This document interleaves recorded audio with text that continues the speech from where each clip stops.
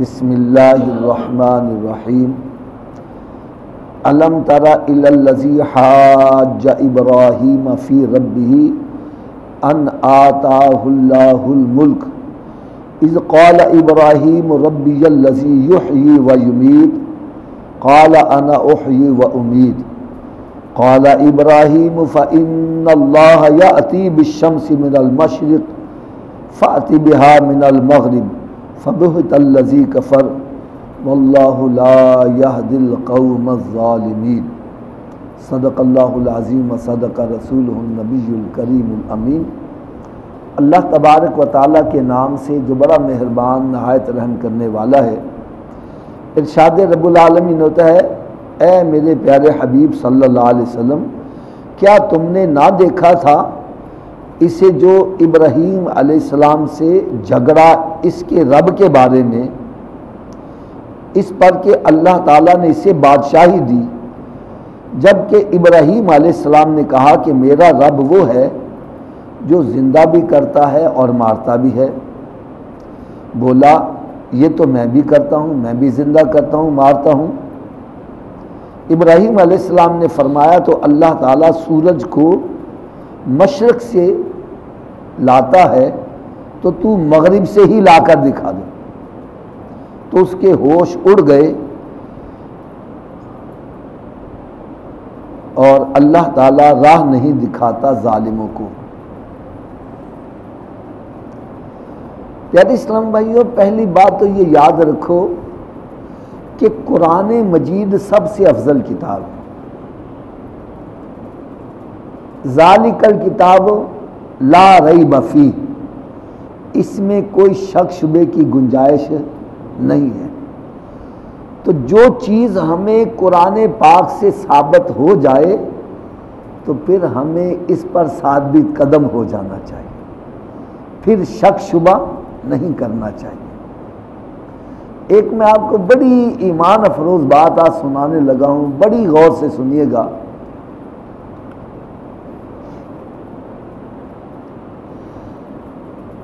ہم نے ابھی یوم آزادی منایا،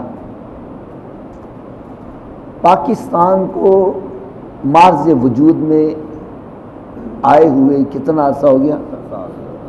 تھوڑا سا اونچی آواز سے بولو۔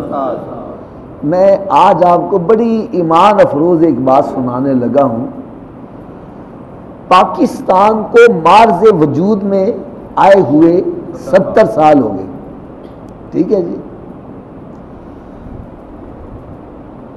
اب ایک بندے کی عمر ہی 30 سال ہے، کیوں جی گل بہار صاحب کتنی ہے؟ 30 سال۔ میں اس سے کہتا ہوں یار کیا تم نے دیکھا نہیں تھا کہ جب ہندوستان پاکستان بنا تو کتنی قتل و غارت ہوئی تھی؟ وہ کہے گا حافظ صاحب کیسی باتیں کرتے ہو، میں اس وقت پیدا ہی نہیں ہوا تھا، یہ کیسی باتیں آپ کر رہے؟ ہاں کوئی ایسا بندہ ہو جس کی عمر کوئی 100 سال ہے، کیا خیال ہے، 80 سال ہے، 85 سال ہے، 90 سال ہے، اس کو میں کہوں جناب آپ نے دیکھا نہیں تھا جب ہندوستان پاکستان بنا تو کتنی قتل و غارت ہوئی تھی؟ تو وہ کہے گا ہاں جی ہاں یہ آپ بات صحیح کہہ رہے ہیں۔ تو بھائی میں تو غلطی کھا سکتا ہوں، میں غلطی کھا سکتا ہوں، لیکن اللہ تعالیٰ کے بارے میں ایسا عقیدہ نہیں رکھ سکتا۔ اب دیکھو رب تعالیٰ ارشاد فرما رہا ہے الم ترى، اے میرے پیارے حبیب صلی اللہ علیہ وسلم کیا تم نے نہیں دیکھا جب ابراہیم علیہ السلام سے وہ جھگڑا کر رہا تھا جس کو ہم نے بادشاہت عطا کی، یعنی نمرود کے ساتھ، نمرود ابراہیم علیہ السلام کے ساتھ جھگڑا کر رہا تھا۔ اب یہ واقعہ سرکار صلی اللہ علیہ وسلم کی ولادت باسعادت سے پہلے کا ہے، اور رب تعالیٰ فرما رہا ہے کیا تو نے نہیں دیکھا؟ میری بات آپ کو غلط لگے خدا کی قسم لحاظ نہ کرو، کھڑے ہو کے کہا حافظ صاحب آپ غلط کہہ رہے ہو۔ اور پھر اس سے بھی بڑی مشہور آیت الم تر کیف فعل ربک باصحاب الفیل، اس کا کیا ترجمہ ہے؟ کیا آپ نے نہیں دیکھا کہ تیرے رب نے ہاتھی والوں کے ساتھ کیا سلوک کیا؟ یہی ترجمہ بچپنے سے پڑھتے آ رہے ہو نا، الم تر کیف فعل ربک باصحاب الفیل، کیا تو نے نہیں دیکھا؟ یہ قرآن مخاطب کس کے ساتھ ہے؟ ارے جس پر قرآن اترا ہے اسی کے ساتھ مخاطب ہے۔ رب تعالیٰ فرما رہا ہے میرے پیارے حبیب صلی اللہ علیہ وسلم، کیا تو نے نہیں دیکھا کہ تیرے رب نے ہاتھی والوں کے ساتھ کیا سلوک کیا؟ یعنی ابرہا جو لشکر لے کر آیا تھا، خانہ کعبے کو معاذ اللہ شہید کرنے کے لیے آیا تھا اور ہاتھیوں کا لشکر لے کر آیا تھا، تو اللہ تبارک و تعالیٰ نے ابابیل بھیجے جنہوں نے اس کو تباہ و برباد کر دیا۔ تو رب تعالیٰ ارشاد فرما رہا ہے کیا تو نے نہیں دیکھا؟ اور یہ واقعہ میرے آقا صلی اللہ علیہ وسلم کی ولادت باسعادت سے پہلے کا ہے، بعد کا نہیں ہے، پہلے کا ہے۔ اور رب تعالیٰ فرما رہا ہے کیا تو نے نہیں دیکھا؟ میں ایسے بندے سے کہوں جس کی عمر ہی 30 سال ہے 20 سال ہے، اس سے کہوں بھائی تم نے نہیں دیکھا جب ہندوستان پاکستان والا کتنی قتل و غارت ہوئی؟ وہ کہا حافظ صاحب میں تو پیدا ہی نہیں ہوا تھا، دیکھنا کیا تھا؟ تو رب تعالیٰ ارشاد فرمایا میرے محبوب کیا تو نے نہیں دیکھا تیرے رب نے ہاتھی والوں کے ساتھ کیا سلوک کیا؟ اس کا مطلب ہے یقیناً محبوب نے دیکھا۔ تو پھر یہ ماننا پڑے گا کہ نبی پاک صلی اللہ علیہ وسلم کی ولادت باسعادت سے پہلے سرکار صلی اللہ علیہ وسلم کا نور موجود تھا جو ساری کائنات کا مشاہدہ فرما رہا تھا، یہ ماننا پڑے گا۔ حضرت جابر رضی اللہ تعالیٰ عنہ، جیسے میں آپ سے پوچھ سکتا ہوں، میں سوال کر سکتا ہوں کہ بھائی آپ نے یہ جو مسجد بنائی اس کی سب سے پہلی اینٹ کس نے رکھی؟ کوئی تو ہوگا نا یار، کیا خیال ہے؟ میں یہ سوال کر سکتا ہوں کہ اس مسجد میں سب سے پہلے اذان کس نے پڑھی؟ سب سے پہلے امامت کس نے کروائی؟ سب سے پہلے جمعے کا خطبہ کس نے دیا؟ کوئی تو ہوگا کہ نہیں ہوگا؟ آخر مسجد بنائی اس کی ابتدا پہلی اینٹ سے ہوئی کہ نہیں ہوئی؟ اب ہمیں یاد ہے یا نہیں، میں ایک مثال دے رہا ہوں۔ حضرت جابر رضی اللہ تعالیٰ عنہ نے سوال کر دیا یا رسول اللہ صلی اللہ علیہ وسلم، اللہ تعالیٰ نے اس کائنات کو بنایا تو آخر کسی شے سے شروع تو کیا ہوگا نا، تو اللہ تعالیٰ نے اس کائنات کو بنانے سے پہلے سب سے پہلے کی چیز کو بنایا؟ سب سے پہلے کی چیز کو بنایا؟ تو میرے آقا صلی اللہ علیہ وسلم نے یہ نہیں فرمایا میں نہیں جانتا، جبریل آئیں گے بتلائیں گے پھر میں تمہیں بتلاؤں، نہیں، فرمایا یا جابر ان اللہ خلق قبل الاشیاء نور نبیک من نورہ، اے جابر اللہ تعالیٰ نے سب سے پہلے تیرے نبی کے نور کو اپنے نور سے بنایا۔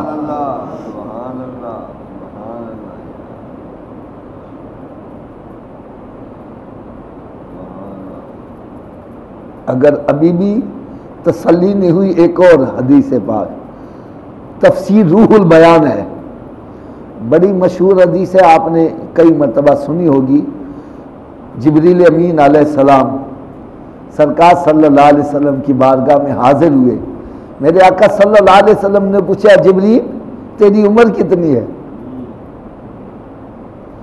جبریل تیری عمر کتنی ہے؟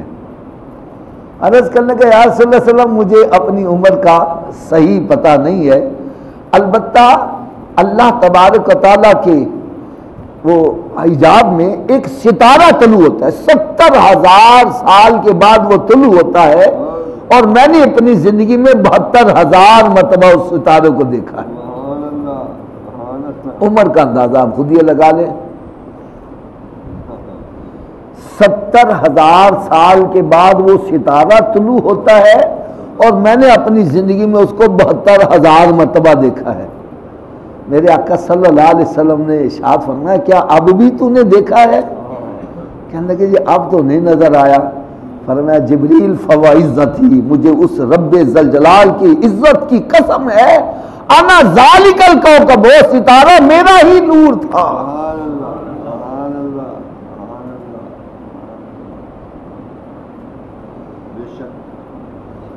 پھر چھٹا پارہ اٹھا کے دیکھو، قرآن مجید میں رب تعالیٰ نے ارشاد فرمایا قد جاءکم من اللہ نور و کتاب مبین، تحقیق آیا تمہارے پاس نور اور کتاب مبین. نور کا ذکر پہلے آیا ہے اور کتاب کا ذکر، اونچی بولو ذرا، نور کا ذکر پہلے ہے، کتاب کا ذکر. یہ نور کا ذکر پہلے کیوں آیا ہے؟ فرمایا پہلے میرے نبی کو نور مانو گے تو کتاب سمجھ آئے گی، ورنہ کتاب ہی نہیں سمجھ آئے گی. اور کچھ لوگ جو سرکار صلی اللہ علیہ وسلم کی نورانیت کا انکار کرنے والے ہیں، وہ کیا کہتے ہیں؟ نور و کتاب مبین، اس سے مراد روشن کتاب ہے. کیا مراد ہے؟ اس کا جواب کیا ہے؟ میں کہتا ہوں بھائی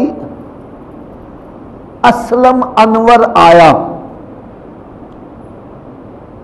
تو کسی بندے کا نام اسلم انور ہو سکتا ہے. کیا خیال ہے؟ ہو جاتے نا اسلم انور. اگر میں کہوں اسلم اور انور پھر کیا ہو جائے گا؟ اونچی بول دو یار ذرا. جب میں کہتا ہوں اسلم انور، اس سے مراد ایک بندہ ہو سکتا ہے. اور جب میں نے کہہ دیا اسلم اور انور، اب کیا ہو گیا؟ اب دو کیوں ہو گئے؟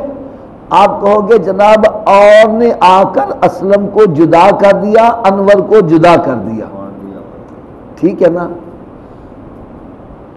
تو اگر نور اور کتاب کے درمیان واو کا لفظ نہ ہوتا تو اس کا مطلب روشن کتاب ہی ہو سکتا تھا. رب تعالیٰ نے نور کو علیحدہ کر دیا، کتاب کو علیحدہ کر دیا، بیچ میں واو، اور واو عاطفہ ہوتی ہے اور واو کا ترجمہ ہی اور ہوتا ہے. نور اور ہے، کتاب مبین اور ہے. نور سے مراد حضرت محمد مصطفیٰ صلی اللہ علیہ وسلم کی ذات اقدس ہے، اور کتاب سے مراد قرآن مجید ہے.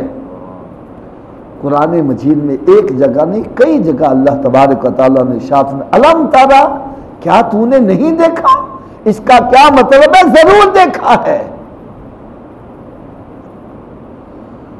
نبی پاک صلی اللہ علیہ وسلم کا نور بنایا گیا، اور سرکار صلی اللہ علیہ وسلم کا نور اس سے پھر ساری کائنات کو بنایا گیا. تو میرے آقا صلی اللہ علیہ وسلم کے سامنے، آپ کے نور کے سامنے ساری کائنات بنی. میرے آقا سب کا مشاہدہ فرما رہے تھے. اس لیے اللہ تبارک و تعالیٰ نے ارشاد فرمایا الم تر الی الذی حاج ابراہیم فی ربہ ان آتاہ اللہ الملک. اے میرے پیارے حبیب صلی اللہ علیہ وسلم، کیا تو نے نہ دیکھا اسے جو ابراہیم علیہ السلام سے جھگڑا اس کے رب کے بارے میں، اس پر کہ اللہ تعالیٰ نے اس کو بادشاہی عطا کی. آج اتنا ہی بتلاؤں گا، کل انشاءاللہ تعالیٰ اس کی مزید تفصیل چلے گی. آج اتنا یاد رکھو کہ اللہ تبارک و تعالیٰ جب کسی کو منصب عطا کرے، عہدہ عطا کرے، دولت عطا کرے، طاقت عطا کرے، اور بندے کے اندر تکبر نہ آئے، یہ بڑی مشکل بات ہے، بڑی مشکل بات ہے.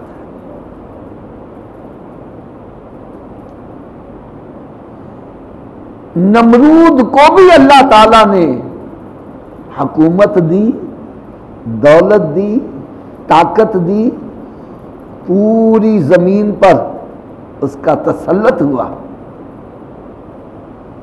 اب چاہیے تو یہ تھا کہ رب تعالیٰ نے اتنا نوازا ہے، رب کی بارگاہ میں جھک جاتا، یہ جھکا نہیں بلکہ اکڑ گیا، اتنا اکڑا کہ اپنے آپ کو رب کہنے والا بن گیا۔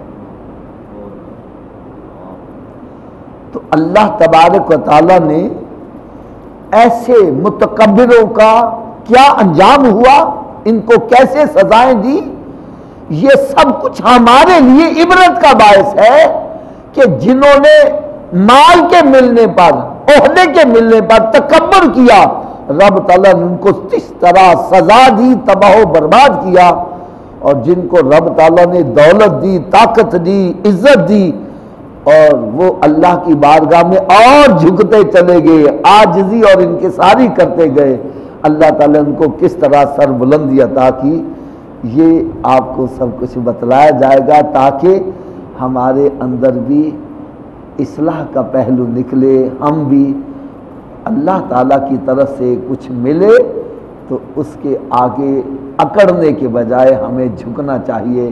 اللہ تعالیٰ مجھے اور سب کو عمل کرنے کی توفیق عطا فرمائے۔